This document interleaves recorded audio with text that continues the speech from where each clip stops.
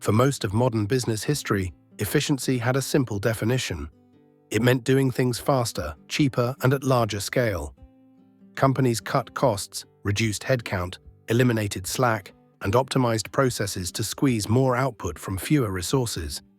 If margins improved and expenses fell, the system was considered efficient. In 2026, that definition has fundamentally changed.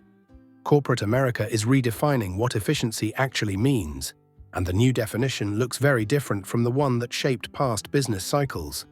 This shift is not cosmetic. It is the result of repeated failures of the old efficiency model under real-world conditions. Systems optimized for ideal environments proved fragile when faced with supply chain disruptions, labor shortages, volatile demand, regulatory changes, and technology failures. Businesses learned that efficiency designed only for perfect conditions becomes extremely expensive when those conditions disappear. The new definition of efficiency prioritizes reliability, flexibility, and control over maximum optimization. One of the biggest changes is how cost is evaluated. In the old model, lower cost almost automatically meant higher efficiency. Today, leaders ask a more realistic question: efficient under what conditions? A process that is cheapest when everything goes right may be the most expensive when disruptions occur. Emergency fixes, lost customers, reputational damage, and operational chaos quickly erase short-term savings. Under the new definition, efficiency is measured across time, not just in ideal moments.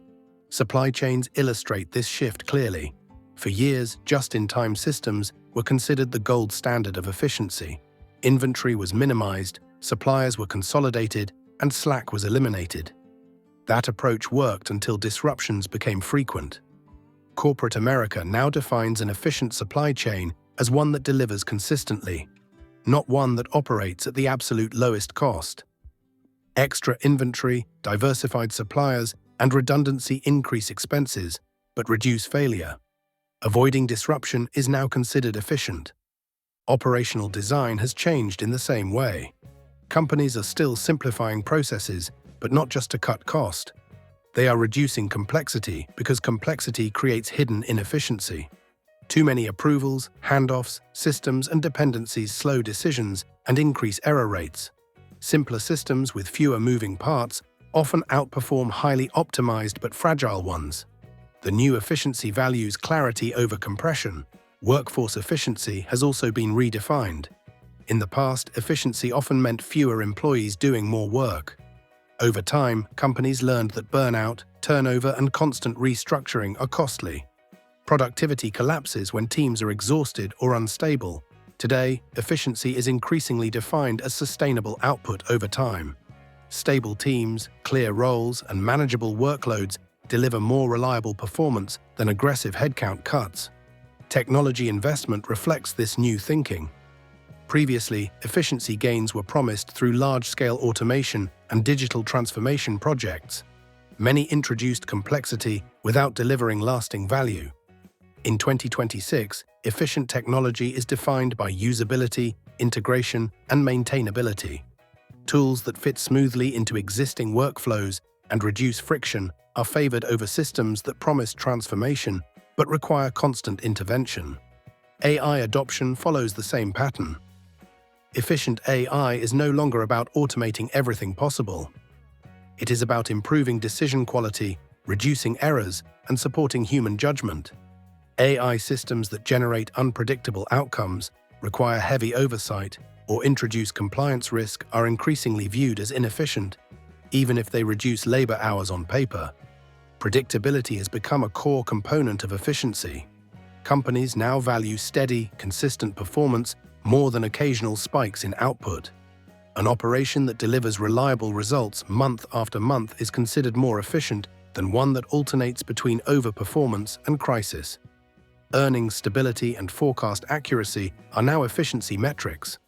Cost structure plays a central role as well. Instead of focusing only on cost minimization, companies prioritize cost flexibility. Fixed costs that cannot adjust when conditions change are seen as inefficient risks. Variable cost models, scalable infrastructure, and flexible contracts allow businesses to adapt without breaking.